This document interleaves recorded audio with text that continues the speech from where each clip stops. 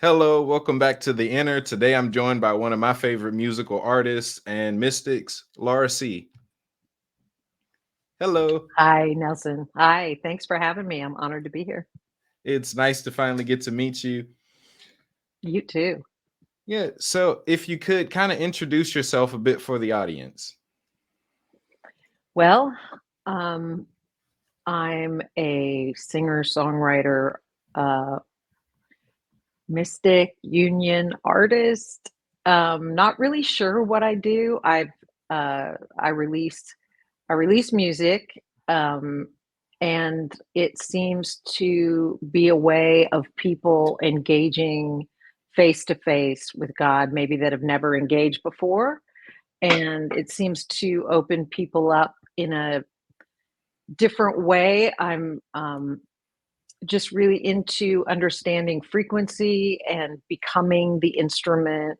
Um, and so I've just been on this journey. So the music changes and evolves as my encounters in heaven change and evolve. So I've just kind of been on this wild ride, and it's been really fun.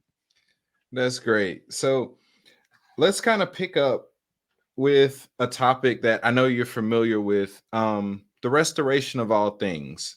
I have a Hmm. concept that I talk about a lot, and that kind of leads the way I engage the world, which is puzzle pieces. That's the belief Hmm. that everything has something related to God in it. You really just have to find it. Yeah, I agree, 100%. And it seems to me like all the puzzle pieces were supposed to be put together to form the image, the outline of Yeshua. But people built a booth with their puzzle piece and called it a denomination. And it's been used to divide us instead of show us how in union we truly are and how one we truly are in him. So that's my understanding. And that everyone's, Yahweh told me that he we are all a word. We are all a song. We are not the word. We are a word. And that he has sung our song over us as he released us into creation. And with that, he gave us our own individual set of frequencies that make up who we are to harmonize and resonate with back to him, um, through our journey. And so that's kind of what I've been exploring. I've started a long time ago being able to just hear people's songs, and I didn't even know what that meant. And that's how it started. A baby was being born, um, and I heard the baby's song as it was being born. And then that, of course, was an invitation to ask Yahweh a million questions and have him take me to the scriptures that back it up.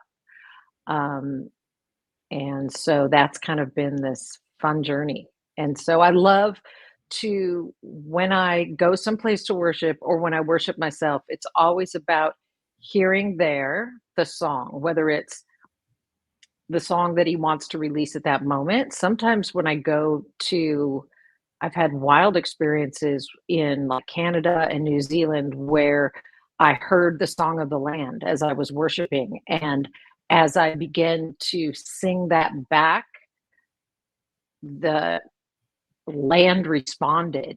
Um, the birds began to respond. It was as if they were hearing the song that was originally sung over them, and they began to sound back their song. And so I believe as we do that, and I don't know if it's everyone's assignment, at least I know for me, that's my assignment, is to hear the song either of someone or of the land or whatever he's showing me, and release it so that they can be called back into remembrance of who their first estate, who they are, who he is first of all, and who they are to him and in him, and then begin to vibrate with the higher frequency of their original song, come into agreement with it, and then release it out, causing themselves to be restored, and then,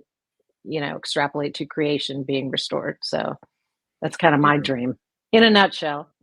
Yeah, I've heard of that in a similar way. There are certain African Mm, tribes where a part of the naming ceremony for the baby, like so when a mom is pregnant, they'll mm. learn the song, they'll engage the spirit to learn the song that matches that kid. And once they learn that song, the mom will sing that song for the duration of the pregnancy, and that'll be the first thing that that kid hears once they're born is the song that matches their identity, and it's that song where they get their name. So the name does match the nature. Absolutely. Now, I'd be interested because I heard that as well about this tribe, and then I tried to do some research on it, and I couldn't find any research to back it up. But to me, because it resonates so strongly with what I've literally been shown in heaven, I believe it. I don't Mhm. care if it's true, whether that particular tribe does it or not, I don't know, but Yahweh does it, Yeah, right? And so our name does mean our nature, and he has a name for us in heaven that is perfectly aligned to our nature. And we can find out that name as well and begin to vibrate with that name as well.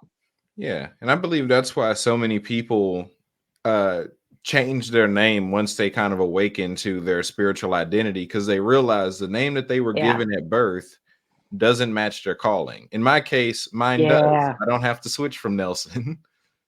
Oh, what does Nelson mean? So Nelson is actually a 4-in-1, where it by itself it just means son of Neil. So then you're like, okay, what does Neil mean?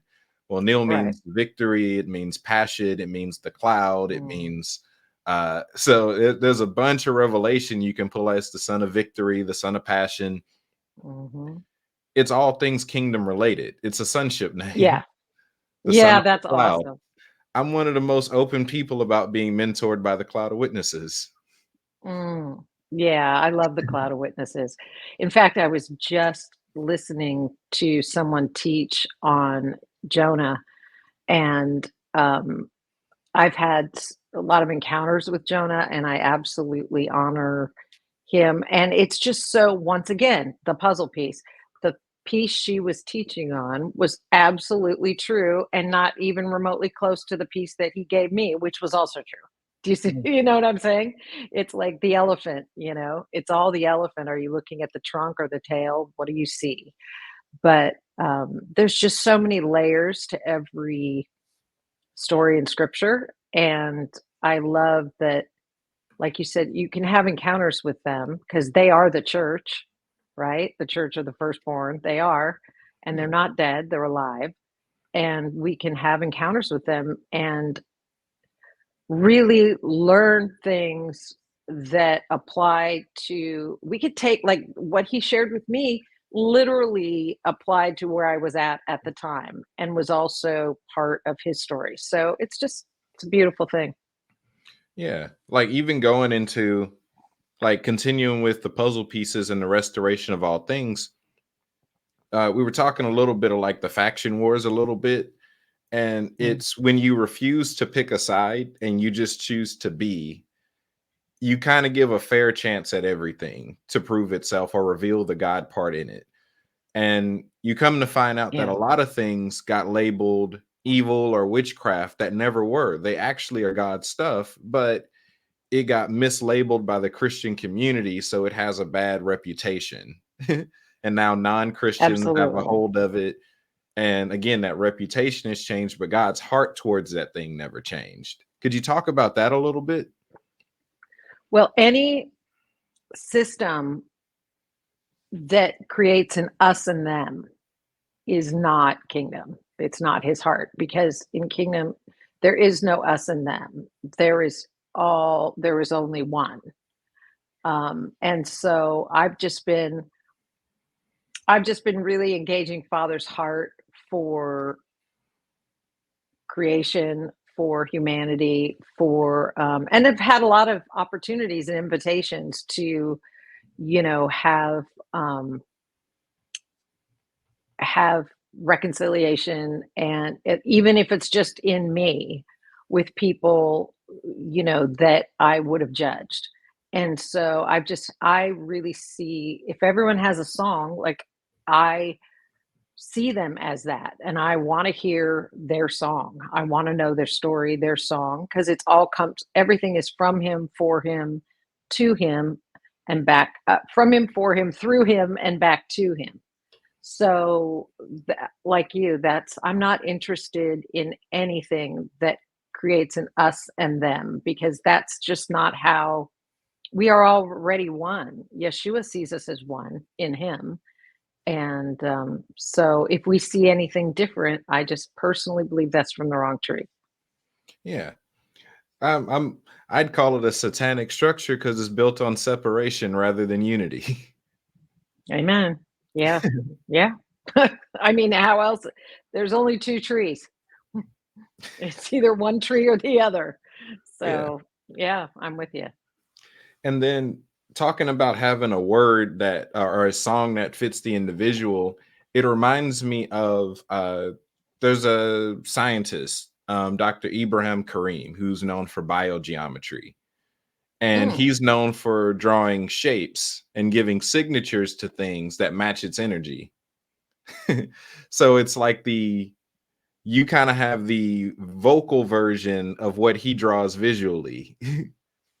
You mean like cymatics? So everything you mean every time like a sound wave, the sacred or the geometric shape that it produces? Is that what he draws or So he'll actually draw a shape in itself, like some lines, some shapes that will okay. resonate and release a certain wave pattern that matches something.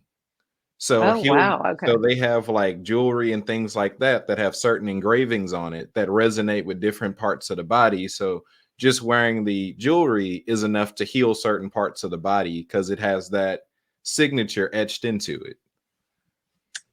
There you go. I love that. You have to show me exactly what you mean. Are they all and they're not all geometric shapes? They're all Some of like, them look like just little squiggles and curls and things. huh. It's very Okay. it's Yeah. very intricate. Yeah, I'd love to see. I'd love to see what Yeah. you mean. That's so cool. So I love what you're talking about, being able to, for one, being able to discern the song in the first place is fantastic Mm.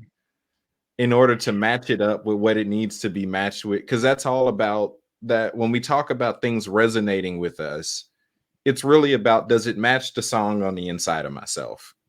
Mhm. Absolutely. Are these Absolutely. songs And yeah, compatible? that's right. And everything's about tuning. So, every moment that even now we're tuning each other. Every moment is tuning. Like we're being tuned to something. And so the more time you obviously spend in the spirit, the more you tune your senses to resonate and with the frequencies of heaven and and the more that whatever you're listening to through your gates, your eye gate, whatever's coming into your eyes, ears, hands, touch, smell, that's tuning us to something. And as we release it back out, we're tuning something else to that, to whatever we're releasing. So yeah, it's all about tuning through going within to the kingdom within and through the union, tuning ourselves to know him so well that uh, we've been able to let go and release some of the frequencies that would bring any kind of confusion or static or noise, white noise, so to speak. So I love, I don't know who taught this, so forgive me if I'm not giving someone credit, but I love how when the bankers teach the tellers how to handle the counterfeit, they only let them touch and engage the authentic. They don't let them touch the counterfeit because they want them to be so tuned and so familiar with the authentic that the second something is counterfeit, they'll know it. And so I see the spirit realm as pretty much the same thing, like discernment and all of that. I see the same way. Like the more that I just know the frequency of his voice, the frequency of his heart, the more that I recognize when something is not of him. So, Yeah. And talking about tuning, that's actually like my favorite song that you released. First time I heard oh, it thanks. was when Thank you. Nancy came to Texas. She was in like the Huntsville area a few years back, and she played it, and I was like, "Whoa, I haven't felt something like this before." Mm. And you weren't at Oh, that thank you. meeting, Yeah. but she was like, "Yeah, this is Laura C." I'm like, "Okay." And so then I started to listen to your other music. I'm like, "People don't know who she is. Why am I just not finding out that this type of Mhm. music exists that matches the intent of the artist as well?" Because there's a Oh, lot of music that talks about heaven, that talks about Holy Spirit. It's rare to find music where you can tell that heaven was a collaborative artist on the song. oh, thank you. That means a lot. Thank you so much. Well, I spend a lot of time there, so I hope I sound like it. But, I'm just hungry. I am just never satisfied with the status quo. I'm constantly diving deeper. I'm constantly pushing my voice. I'm constantly pushing, asking Yahweh, what about this? What about this? Now it's like wreck all my boundaries, and I'm always telling him to like, I want the fullness of who I am there, which I've seen, to be released here. And who I am there still looks different than who I am here. So I'm always like, more.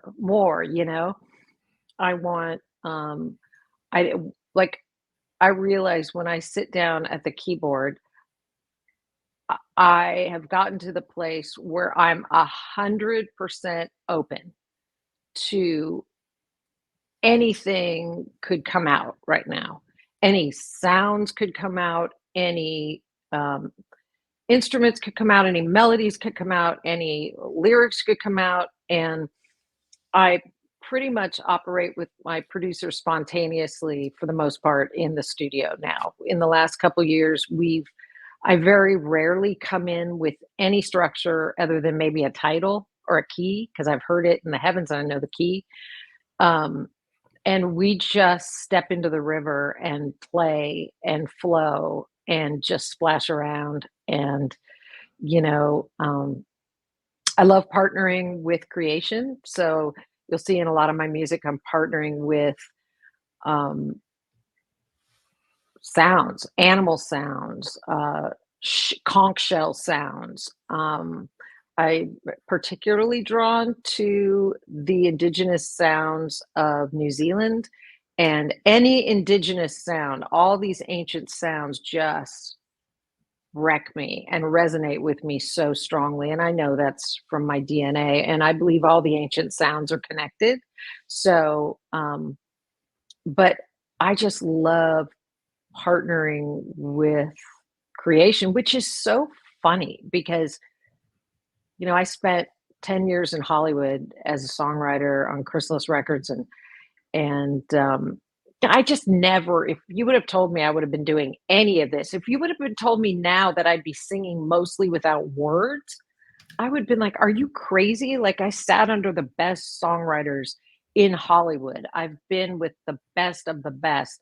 Like, I know how to write songs, and God's telling me, "No, you have to, like, throw all of that out and just, give yourself no system, no structures, no boundaries, and just come up here and play." And, so I have, like, let go of every idea I thought that I would be doing. And so it's been super fun. It's just been really, really fun. So, are you familiar with the creation story in the Aboriginal Australian culture? Not r I don't know. I have a friend who has synesthesia and, who has told me a little bit about and he's, Aborigine, and but no, I probably do not. I love the didgeridoo. I spent probably months just listening to indigenous artists of Australia and New Zealand, like their sounds over and over and over in my head. So, do you know the story? So I don't know it the full thing, but one of the major parts of that story is where in the Bible it talks about and God spoke and creation and God said, "Let there be light," and it was. Or we get to John where it says, "In the beginning was the Word." So we have this sacred sound in their culture. Well, in the Hindu culture, they have a sacred sound. In the Aboriginal Australian culture, they have three sacred songs. Oh, wow. Three songs that Do, were played, and every sound and every song originates from those sounds. like, is it when you say they're three sacred, are there like ones that they sing, or are they too holy to even, are only the certain tribal leaders able to Yeah, they know play those them. songs, or are they commonly known? They Oh, play them, wow. and I believe you could find recordings of it. Okay, I'm gonna have see it now. I have to do that. Now I have to sit and listen to them for hours. So Yeah, thank you. because I love the I love that. didgeridoo just a little bit, just because of what it's able to Mm, produce on a frequency level. Like, you're actually able to yeah. levitate objects playing the didgeridoo. Yeah, it's the brooding sound. It's the brooding sound over, I mean, you can just feel it, you can see it in the spirit realm. It's amazing. Yeah.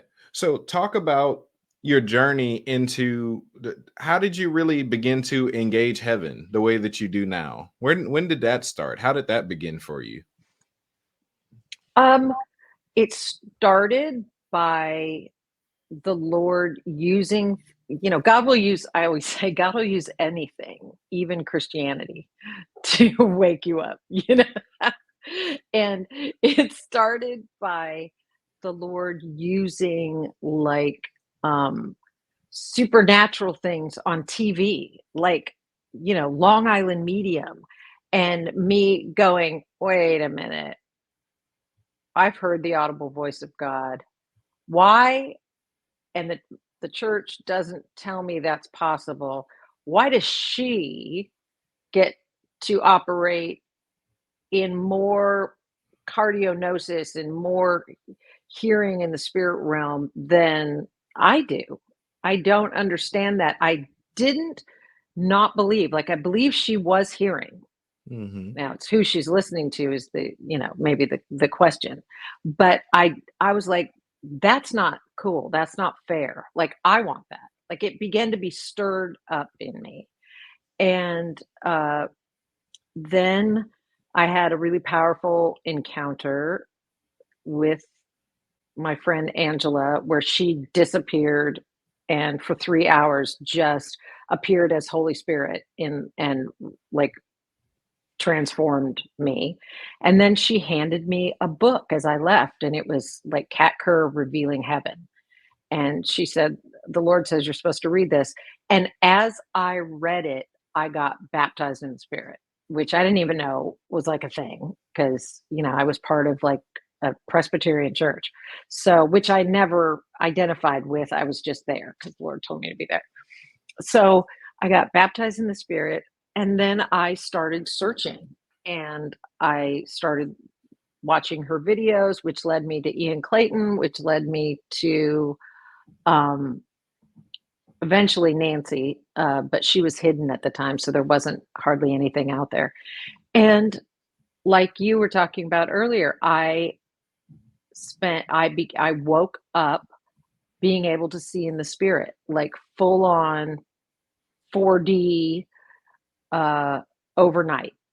And I spent months just laying in my bed engaging. My kids were at school, my husband was working. I was able to just engage for months. And I just had radical encounter after radical encounter. And the big part of it was I believed I could. That's, faith comes by hearing. And I'm hearing these people say that they can. And it just went in as a seed that just exploded inside of me. And then it just became so real to me. I got so transformed. I got so delivered from, I saw so many miracles that no one could tell me it wasn't real. And I've just kind of been on that journey for the last 10. I'm horrible with time. 10 years, maybe 10 years. I have no concept of time whatsoever. So Yeah. yeah, like 10 years. It's like you spend enough So time up there. Time works so weird there that it's not really I the know. same. That's right.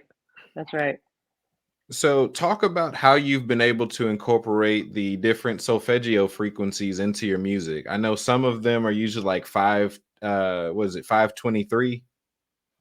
528 is 528, yeah. in in 440, A440, which is standard tuning, middle C is the 528 frequency.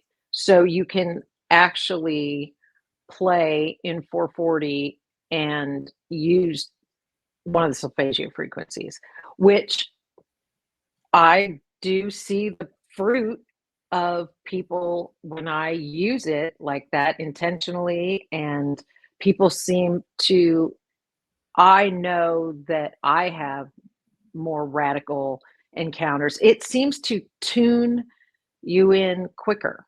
Does that make sense? To Yeah. some people that maybe aren't, the pathways aren't as well worn. Um, I've been exploring tuning because when I first asked the Lord, Lord, am I supposed to do all these different tunings on the keyboard? Um, the Lord said, it's like the tunings are like the fivefold. They're until you become the frequency, then you won't need them. But I have to say that I've been tuning my keyboard to 432, and it's actually 431.9 because you can't tune an ORD 100% to 432, but as close as I can get. And it makes a difference to me. It's more harmonious with my true voice because when I hear notes in heaven, I can hardly ever find them on the keyboard at A440, but I can find them on 432. So I'm not going to get weird about it. Everything's frequency, every frequency has a function. Um, and I believe that, we are becoming the frequencies of heaven. So ultimately, I should be able to sing, Mary Had a Little Lamb, and people like get what they need, right? Because because we are in the process of being tuned to our original frequency, which carries his frequencies, which broods over everything and creates change, right? I'm probably not articulating that correctly. No, you're But doing good. so I do experiment with the tunings. The problem that I'm having is in the studio. Live, I can do it. But in the studio, the plugins, even though we're in Pro Tools and we can do instrumental in 432, but the minute we start to do cool things with the voice, the plugins have not reached the level where they can be detuned. So it sounds a little funky, and that's why I don't do stuff in 432 in the studio as much. And frankly, you won't hear it. I can't even find it. People say things are in 432, but they're not. And then the vocals definitely can't be in 432 if you want to use any kind of reverb or outboard gear. So we're getting there. But live, Mhm. definitely. Have you been able to experiment with some of the higher ones like 963 or some of the higher ones? Now I listen to those myself. So sometimes I will use a frequency generator and just put the earbuds in and just listen to certain frequencies. So I'm still on that journey of finding the ones that resonate with me. But and I know that I know this is the future of healing. where we're going with healing. Like even now, there are practitioners that use frequency um, to heal people. So like the Rife machines, etc. So um, I'm all about that. So I Yeah. just know eventually that I've been really having fun. The Lord has started taking me into using my voice, using my whole body as an instrument, and being moving sound and experimenting with moving sound through the Fibonacci spiral through the body as the temple, and releasing like multiple frequencies at once, like crazy overtones coming out as I'm singing. And it's like I'm afraid I'm going to break my microphone because my microphone starts wigging out when I do it.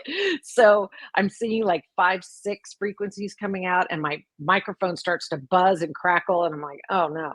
So, but that's kind of the journey that I'm on right now. I get frustrated with my voice a lot, and because I hear it in heaven, I know how I'm supposed to sound, and there's just, some physical limitations I'm still pushing through with my voice. I never took proper voice lessons until the last couple years, and I've not ever done them consistently. I've just had a few. I was like, oh, I was singing like really wrong, like for a long time. So I'm just now like, it's like imagine playing your instrument and getting money for it, and never even like having any training, and eventually going back and going, ugh, I could have been doing a lot better. So I'm Yeah. just now kind of learning how to really explore the instrument.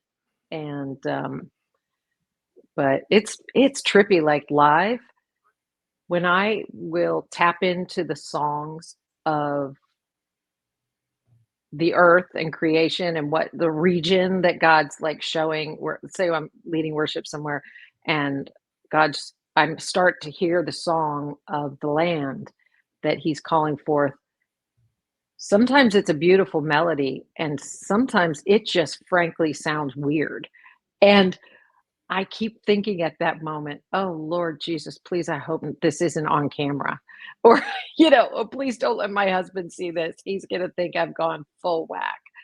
But when I release those sounds, and the band is in tune, and they're in alignment, that produces the most transformation, So it's not always just about beautiful music and hooky melodies. It's about the frequencies of heaven breaking open and calling forth what needs to be called forth in the earth, and in this earth, and in this earth. So, and beyond. So I've just had to let go, like I said, as a songwriter, let go of a lot of the boundaries and structures of a hook and a great chorus. And it doesn't always have to have that, because it's it sounds different there, Yeah. and just as as a seer, like if you tried to explain some of the creatures that you've seen in heaven, imagine, right? Same thing with sound. Yeah. Like one of my concepts that I teach on is on the 8 faces of God. And I was describing them recently, and I was like, brains can't fathom what I'm trying to describe. Is like 4 faces Mm, going through 4 faces, moving in opposite directions. It's hard to describe. I've seen it, but mhm. until you see it, I can't do it much justice in English. That's why I'm like, Yeah. we need better languages. No, you're absolutely right. Like, I had this encounter where the Spirit of the Lord stepped out of the wheel within the wheel as a transportational device, right? As a interdimensional delivery device. And he stepped out of it. It's like, for the life of me, I cannot give you the language of how it opened and moved, but I can see it. So I know what you mean. There and new language is coming. Justin Yeah. Abraham always talks about, new language is coming for the future because I've seen some of the future of music, of worship, and it looks nothing like it does now. And I don't have the language for it yet either, but I've seen it Yeah. I've and I'm regulated to practicing it. just I've regulated to just calling it an experience itself. That's right. That's right. Music that it's sounds or music that you can see. It's an experience that can be seen, that can be heard, that can be felt. In some cases, it can be tasted and smelled all at the same time, where you get kind of dropped off in pockets of certain experiences for yourself. All senses awakened and alive, Yeah. Where if we're right? making a sound or a song or an experience about, let's just say, engaging the four faces that people are most accustomed to. Well, then that Mhm. would be somewhat of a baptism of each of those faces, where Oh, you're seeing, you're absolutely. feeling, you have like your other 12 senses that they don't talk about are all included in that as well. Yeah, absolutely. No, I did an album called The Four Faces, and where each song was and my encounter with each one of the faces, and that's just so multidimensional. Like, you know, I had those encounters, which then can lead to these encounters. It's like the ripple effect. They keep going deeper and bigger and wider and deeper. So it's like scripture, there's every encounter has so many layers to it. And um, we can continue since they're out of time. I always tell people it's outside of time. You can go back into any encounter that you've ever had and go deeper into it. You don't have to wait for something to drop on you or open up for you. You can, through the pure desire of your own heart and your own intention, you can position yourself at the gate, right, of the experience and have it invite you back in. Yeah. And then one of the things that you were mentioning earlier, just about being like this pillar that's radiating all of these different frequencies where you've become the outlet for them on a physical level. Well, it's just you. You're not even necessarily singing, you're just releasing these Exactly. frequencies into creation. That fits perfectly into what I've been trying to share with people about the fact that the Mm. human body is a radio. Yes, absolutely. Well, like Paul's shadow, isn't that what Paul's shadow when his shadow cast and it healed? That was his. I see it as the extension of the 8 feet around his heart, the extension of his heart. His shadow just healing the frequencies of his heart, just leaving the dust of, you know, wholeness and kingdom and the glory as he walked. So yes, we are like radios, like giant receivers and transmitters. So yeah, absolutely, Yeah. So absolutely. let's go into, so last time I talked to you, you were on your way to a trip. You were going on a trip. I believe you were going to, was it Jerusalem, Israel? Oh, okay. So that was 2 days before the war started, Okay. and yes, and it got postponed, and it got canceled right as we were about to go. Like I was literally packed. So hopefully June or September, we will be completing that trip because I know that I know that I know, as someone who has Hebrew blood, I just have to hear the frequency of that land. Like I have to be there. And um, it's now been postponed 4 times for me. So it's like the giant tease. But I know Yahweh's timing is perfect. And I will eventually be able, to engage it fully and maybe differently than I would have. So I'm excited. Yeah. Have Because you ever been there? I have not. For the longest, I wasn't interested. Hmm. There were other land masses that I was looking at where I was like, there's so much over there that no one's tapping into. I want to get there before I tell everyone about it so that I don't have to share the Mhm. space. Right, right, Because once right. people know, everyone's going to book trips. I know, and I'm asking, are the ones that you're drawn to, do you think in your DNA? So, as far like from a mystical standpoint, it's the main territory I'm looking at. Me and my wife are actually moving near or within that territory soon. And Mm, it's the ancient name of it is Smaitawi,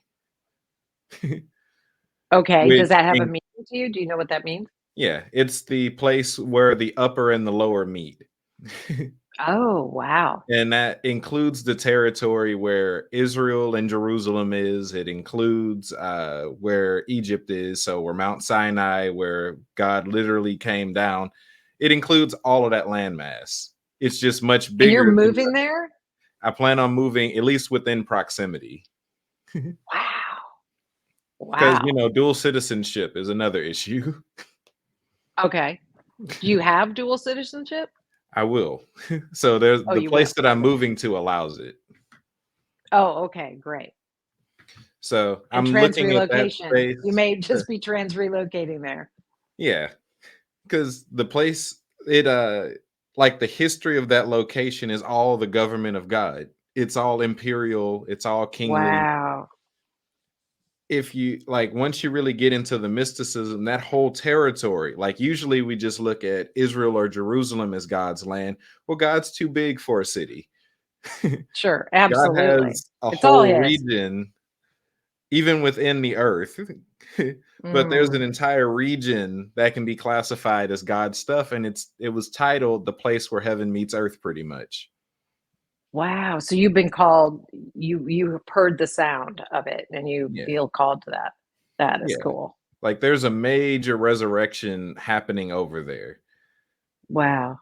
and there's already some things happening, and so it's not waiting on me to get there. So I'm not stalling. I'm just staying in tune with what I need to Mhm. finish in the States before I move all the way. I'm finishing up some Well, I work. hope they have good Wi-Fi so that you can broadcast from there and let us know how it's going. Oh yeah.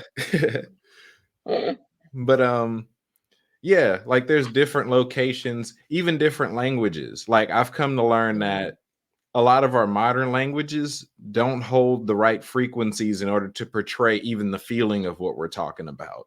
And a lot of ancient 100%. languages were frequency based. Like Mhm. there's the like there's Medu Neter, the ancient Egyptian language, fully based on Mm. frequency and how it feels going through the body. You Mm. have Kikongo, which is the mother of the Hebrew language. It carries a much bigger punch, and Hebrew is already a fantastic language. But the mother of it, Kikongo, is even more powerful. You feel just the hello and the goodbye, let alone once you get Wow. into the spiritual topics in the language. Uh, you get And where's the into Congo based out of? Where's that? Congo. Oh, Congo. Okay. And do they still practice that language? Yeah, And that's there's a guy that teaches on it on wow. YouTube a little bit named Prophet Massa, Massa, Okay. that does and Wow. I was just listening to him talk about just regular phrases and I'm like, I felt every word he said. Mm. And he's just saying, See, "Hello, I'm ready to eat. When's mm, dinner's ready?" He's not saying anything important. It's just the language itself is packing a punch. wow. See, that's where I'm wondering. For me, the Hebrew language resonates so strongly because it's in my DNA. I'm wondering if other people are drawn to languages that the reason that they resonate so strongly is because they're in their DNA and it's part of their assignment and their calling. Yeah. So, do you believe that? I believe it's part of it. Yeah. Mm, Like mm, ancient the farther back you go in time, the more metaphysical things were across the board, which is why of even in course. other like earth level genetic systems is how I'll Mhm, classify it, you'll find people drawn to the Celtic tradition. That mhm, tradition was still super powerful in comparison to mm. others. Yeah. You get into like Nordic spirituality, they have angles that get really powerful because the farther back you go, the more accustomed the people were Yeah. to the metaphysical. It wasn't until recently, around the scientific revolution, that people decided that mysticism wasn't a good answer for life. And Yeah. Yeah. that's Have you super heard recent. Christopher Carter talk on any of that about the Industrial Revolution and how Yeah. we used to believe that creation was a lot? Yeah, he was amazing. He was Yeah. really amazing. Sad thing, he was actually gonna be on my show and ended up dying in the hospital before he told me, "Oh yeah, I'd love to do it. As soon as I get Oh. out, we'll record." And then yeah, so Mm, that ended up happening because I have a recording that I've been trying to get the rights in order to publish it on YouTube of him talking about. He covered a lot in just one session. I'm like, I just need these 40 minutes. That's all I want. mm. Yeah. Where he Yeah. talked about that, the restoration of all things, the Calvary story in relation to the angels. Uh, he covered a lot of those topics, and I'm like, more people need to hear that message specifically about how. Well, that part he said that he got from someone else, where it was just that the Genesis story is, or Genesis 1 is a poem that's Mm, describing a temple being built, and the creation of man is the creation of God's mm, idol in the temple. mm. Oh, wow. Love so that. that so I teach on that all the time. It's like I knew that and I was teaching that, but that was better verbiage, so I used the better verbiage. Mm. Oh, I love that. I love that. Have you had encounters with the living letters, or has that been something you've been exploring? Yeah, it was in engaging Yod that I started to understand puzzle pieces, because I Mhm. understood that the Yod was just like, there's a few ways to look at it, but it's just a dot. And in Hebrew philosophy, theology, and mysticism, they claim to only understand a dot in comparison to a door as far as what God is. So I Mm. started to engage for other yods. I was like, show me the things no one else is talking about. If the rest of the door is up for sale and they only claim a dot, give me another dot. I love that. See, that's how I am with that's exactly how I am with Yahweh. Like more, show me more, show me this about, I well, personally, I'm my assignment right now is so limited to not limited, but highly focused on the restoration of sound. And so I'm in that pathway. But yes, I want it all. I want it Yeah. all. Like I can And the restoration of sound is a universal, multiversal type of ministry to have, because the currency of this world isn't money, it's energy. absolutely. So if you're called to Absolutely. restore the energy we're all using, that's one of the most important things you can be called to. Well, I'm sure we're all called to a facet of that, right? But I'm just trying to hear my piece right now that's that's my puzzle piece. I'm just trying to hold on to my puzzle piece and look at it and Yeah. share it with others. So, So I've engaged with the living letters a lot more since my book came out, just because I've had more time to, like, getting to really understand, because I was experiencing them and walking with them, but I didn't get time to focus on them much because I was mm, balancing a lot of other mystical things. I started out by saying, show me the stuff no one else is talking about. So that's what went into it. Then I'm going back to relook at things that people have talked about, such as the living letters. But so you've just kind of Lamed, exploded. You've just kind of exploded. You wrote a book already, and well, that's awesome. What's it called? Fullness, Guide to Sonship and Mysticism.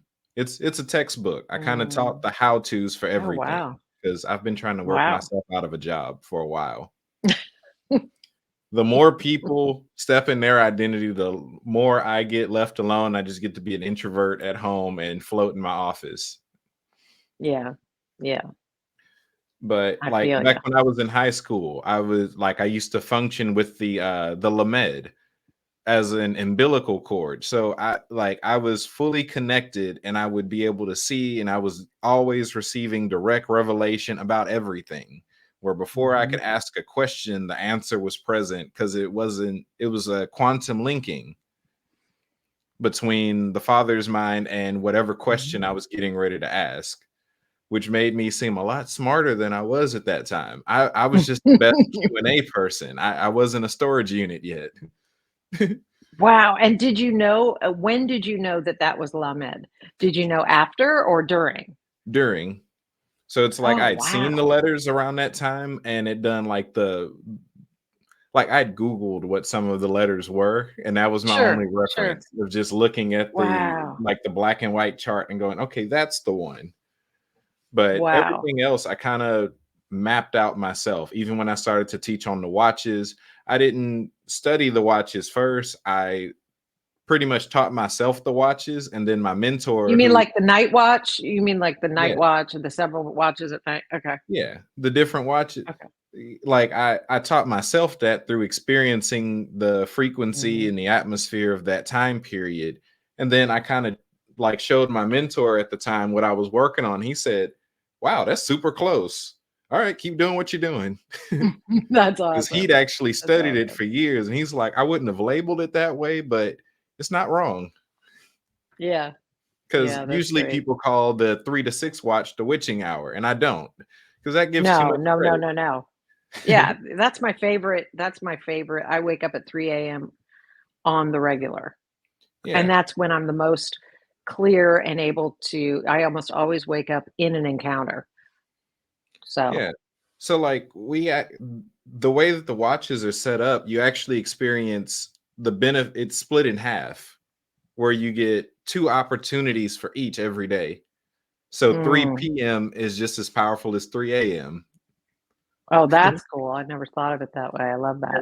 and they're both inconvenient. In that at 3 a.m., that's the Right, middle of the night. You're asleep. You have to wake right, up and get your mind together. 3 p.m., you're usually busy.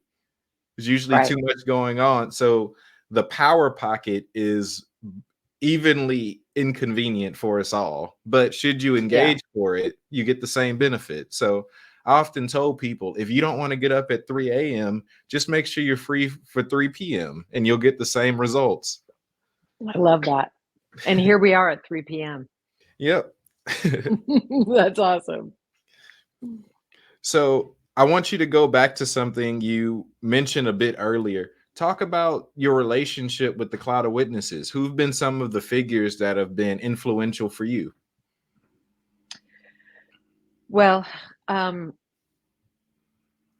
several, but the two most significant to me have been Zephaniah and uh, Jonah, and and Prudence.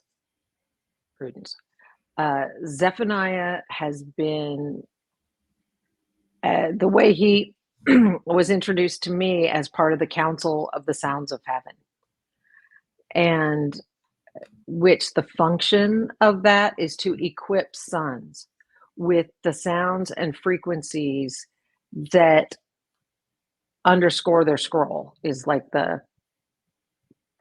easiest way I can almost like the soundtrack to their scroll is the way it was shown to me. And uh, to help them hear the song that they were released with, that Father sang over them. And so Zephaniah 3:17 obviously has been a really powerful scripture for me.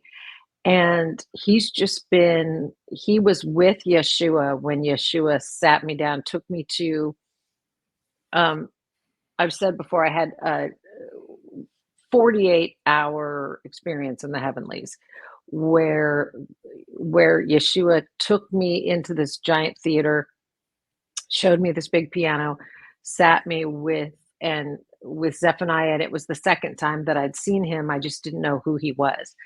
And he was right next to me, which I think was symbolic, on the keyboard or the piano bench, and as one who walks with me during my journey. And when Yeshua explained to me, some of the my assignment and what it would mean and what it would do, and talked about the audience of one, talked about he's raising up those who will serve up only him as the bread of life.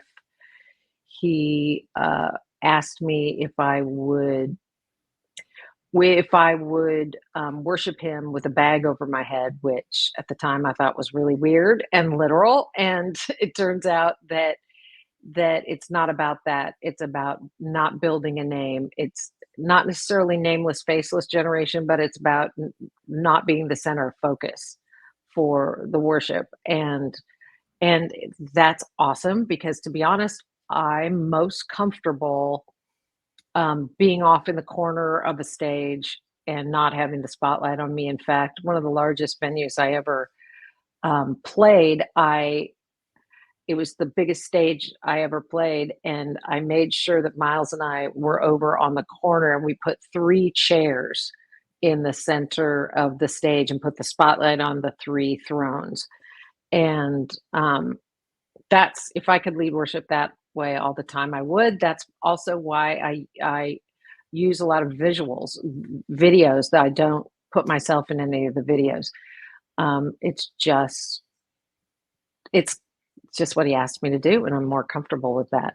And so yes, Zephaniah has been incredibly powerful. Every time I take my seat in the Council of the Sounds of Heaven, I honor Zephaniah. The ones that I know there are several from the Cloud of Witnesses in that council, because there's about 12. And the only other one that I've been introduced to is Raphael, as one who helps administer frequencies of healing during when I worship. And I always know when I'm leading worship, I always know when there's going to be a focus on healing, because Raphael stands up, and like, today's the day. And every time he stands up, there's a huge shift in the atmosphere, and people get a lot of healing, a lot of mental health healing, because I was shown that what my frequencies have to do with is more the spirit of knowledge, which covers some of the mental health issues like anxiety and stress and depression. And it's crazy because those are also the testimonies. If you look on the YouTube channel, most of the testimonies that people get back are mental health healings. And so Zephaniah. And then what was really powerful for me with Jonah was that when Jonah talked to me, his was about fullness. So even though he was obedient to Yahweh when he was spit out onto Nineveh, and he did what Yahweh asked, but because he hadn't dealt with all his stuff, his water, he hadn't dealt with the sea creatures in his water, then he was talking to me about, you can do what Yahweh asks you to do, but if you don't deal with the fullness of your stuff, then you miss out on the fullness of what Yahweh has for you. So he was basically showing me there was so much more, even though everyone repented in Nineveh, and the king repented, and the people and the animals were healed, there was even more that Yahweh had for him in Nineveh and after.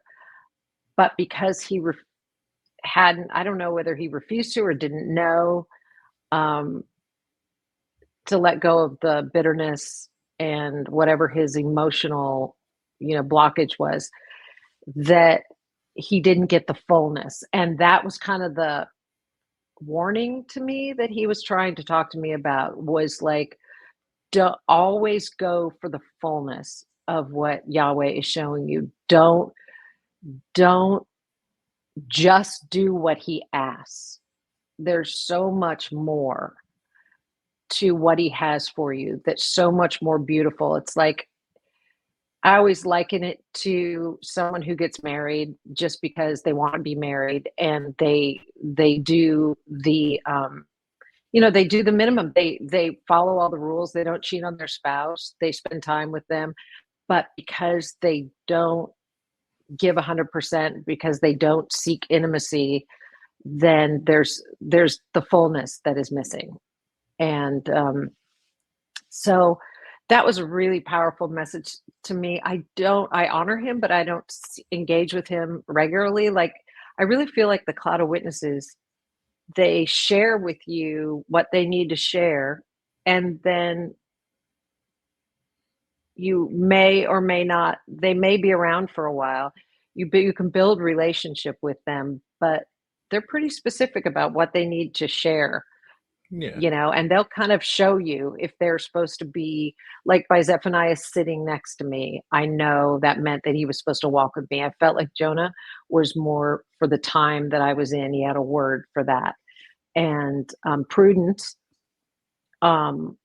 actually told me she would walk with me. She was sent so that she could help me with issues with my daughter, is deal with timing, because her function with me was to help me with timing of when to say stuff, when not to say stuff, and how to walk in synchronicity of timing with her. So yeah, those have been, and I'm obviously now having encounters with the living letters, so I don't as much seem to be visited by the cloud as much right now. It's mostly the living letters, but I'm open. My confession, I'm open. So, not boxing myself in. So one more thing I wanted to touch on before we closed out for the day Mhm. is you were having an issue with your music and YouTube. Has that been resolved yet? Kind of. So, Yahweh was very specific with me. He said, "I want you to give everything away for free on YouTube, and then and I don't want you to be on any of the other platforms. You can have." He allowed me to have my website. He said I could put, some of my songs there, and people could trade into them if they wanted the downloads, but everything had to be available for free. And I was like, great. And he said, basically, I'm going to teach you how to rely on me 100% for your provision, which the last few years, that's what I've done. And it's been way above and beyond anything I ever expected. But I disobeyed because I had a song that, was had an incredible amount of views, and people kept asking me, please put Shalom on like TuneCore or Spotify or iTunes or Spotify. And so I said, all right, of course I didn't ask the Lord, and I should have. And the second, oh, just to qualify, there were two of my older songs, Be Still and one other, that had been put on a long time ago, and I basically just forgot about them. Like, I didn't even know. It was before he asked me not to put anything um, out there on any of the other platforms, so I forgot. And the day that I uploaded Shalom to my TuneCore, which distributes to some of the other platforms, I got a notice from YouTube saying that I was infringing on the rights of someone else who stole my song. Someone that had stolen my song. They had used my voice, my recording, used a fake name, and basically I was put on the defensive by YouTube and had to prove that I was the original creator, because they were claiming copyright. So I sent them back my BMI and all the proof, and they took that song down. So they no longer were able to distribute that song. But because that was part of one of my long compilations, YouTube, the algorithm kept going and came after that long compilation. And the bottom line is I couldn't they it was like an AI bot. I couldn't deal with a human.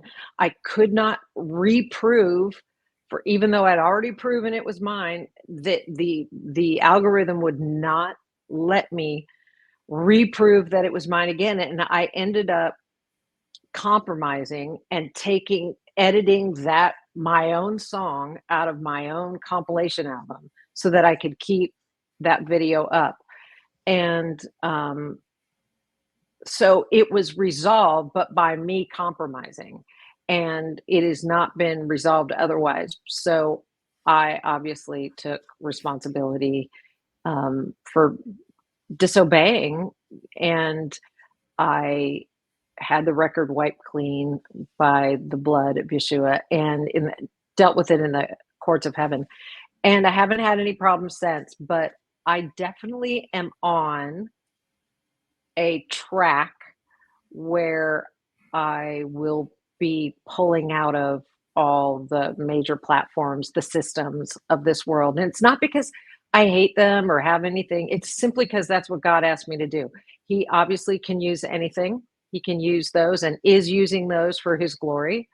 But he has asked me to step away from them. And I love it. I love that he feeds me as needed, and people randomly trade into my PayPal, and that keeps the music going. The money I make on YouTube also always goes right back into making more music. And I've been able to release stuff kind of every month, every 2 months, studio quality videos based on that. So I'm incredibly grateful, and I won't be disobeying again.